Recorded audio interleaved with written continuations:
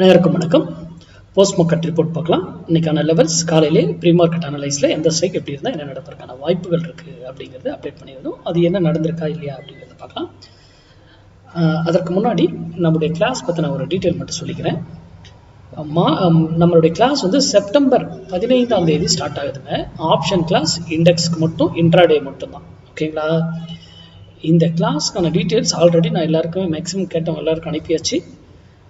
Payment detail பண்ணுறவங்க அந்த account number என்கிட்ட கேட்டு வாங்கிட்டு பண்ணும் பொழுது உங்கள் நேம் அண்ட் டிஸ்ட்ரிக்ட் நேம் அதில் மென்ஷன் பண்ணி அனுப்புங்க ஸ்க்ரீன்ஷாட்டோட. ஓகேங்களா? சரி, நம்ம இன்னைக்கு லெவல்ஸ் போடுவோம். சூப்பர். இன்னைக்கு மார்க்கெட்டு இங்கிருந்து மார்க்கெட்டு இன்னைக்கு 25,100 கால் 46 ரூபாய்க்கு மேலே இருக்கிற வரைக்கும் அப்சைடு அப்படின்னு நம்ம சொல்லியிருக்கோம். 46 ரூபாய்க்கு கீழே இருந்தால் நிஃப்டி டவுன் சைடு அப்படின்னு நம்ம சொல்லியிருக்கோம். கரெக்டுங்களா? இங்கிருந்த மார்க்கெட்டு இந்த 46 ரூபாயில மட்டும் என்ன நடந்திருக்குன்னு மட்டும் பாருங்க. யூடியூப்ல கொடுத்துருக்கிறவங்களுக்காக இது. ஓகேங்களா?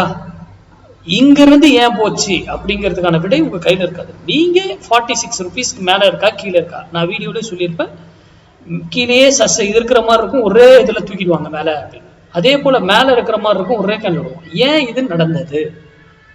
அதுக்கப்புறம் இது இங்கிருந்து போனது ஏன் மேல போச்சு? இவ்வளவு தூரம் இங்க பாருங்க கடைசி வரைக்கும். ஏன்னா இது பையிலே இருந்தது, கீழே இருந்தே பையில இருந்தது, இங்க இருந்தே அது பையில இருந்தது. இந்த வேல்யூ நமக்கு தெரியும், உங்களுக்கு தெரியாது யூடியூப் போடுறவங்களுக்கு. ஆனா நமக்கு பல வேல்யூ இருக்கிறதுனால இந்த கால்குலேஷன் இந்த இடத்துல இருந்து அது மேல போச்சு. இங்க இருந்து தான் உங்க கணக்கு படி பாத்தீங்கன்னா ஓகே 46 மேல இருக்கு அப்படின்னு நீங்க சொல்லுவீங்க. ஆனா நம்மளுடைய இதுபடி அது கீழே இருந்தே மேலதான் இருக்கு. சரி, இங்க இருந்து போனவர் இங்க ஏன் திரும்பினார்? It is the very very important points. அவ்வளவு மார்க்கெட்டு இது பண்ணி போறாங்க, அதுக்கப்புறம் இதுக்கு மேல அவரால் போக முடியாது. அதுதான் இம்பார்ட்டன்ட். அங்கிருந்து திரும்பினவர் எகைன் பாருங்க எங்க ஃபைட் நடக்குது. 46 ஃபைட் நடக்குதுங்களா? அப்போ இதுக்கு மேல இருக்கிற வரைக்கும் என்ன இருக்கும்? நிஃப்டி ஏறி இருக்கும். இங்க இருந்தா என்ன இருக்கும்? நிஃப்டி ஏறி இருக்கும். ஆனா உங்களுக்கு அந்த வேல்யூ தெரியாதனால விட்டுருங்க. எகைன் இங்க வரும்போது டிசிஷன் எடுத்திருந்தீங்கன்னா தான் புட் சைடு என்ன இருக்குங்க, பெரிய ரிட்டர்ன்ஸ் உங்களுக்கு கிடைச்சிருக்கும். ப்ராஃபிட் இந்த இடத்துல வரும்பொழுது ஹியூஜ் ரிட்டர்ன் கிடைச்சிருக்கும். அப்போ இதுக்கு இந்த பிரைஸ்க்கு கீழே சஸ்டெயின் ஆனதுக்கு அப்புறம் தான் பெரிய மூவ்மெண்ட் நிஃப்டியில கிடைச்சிருக்கு பெருசா. ஆனா நமக்கு வந்து இங்க இருந்தே கிடைச்சிருக்கு. அப்போ இவர் கீழே இருக்காருன்னா இப்ப நீங்க ஒரு புட்டை பை பண்ணணும். இது கால் இந்த விலைக்கு கீழே இருக்கு, அப்போ புட்டை பை பண்ணணும் இல்லையா? அப்போ எந்த ஸ்ட்ரைக்கு அது எந்த விலையில வாங்கணும் அப்படிங்கிறது ரொம்ப முக்கியம். ஒரு ட்ரேட் இது கணக்கின் அடிப்படையில் எடுக்கக்கூடியது எல்லாமே. நம்ம எப்பவுமே மார்க்கெட்டினுடைய சப்போர்ட் டைம் வேல்யூ கிடையாது, அதனால அதை வைத்து பண்ண முடியாது.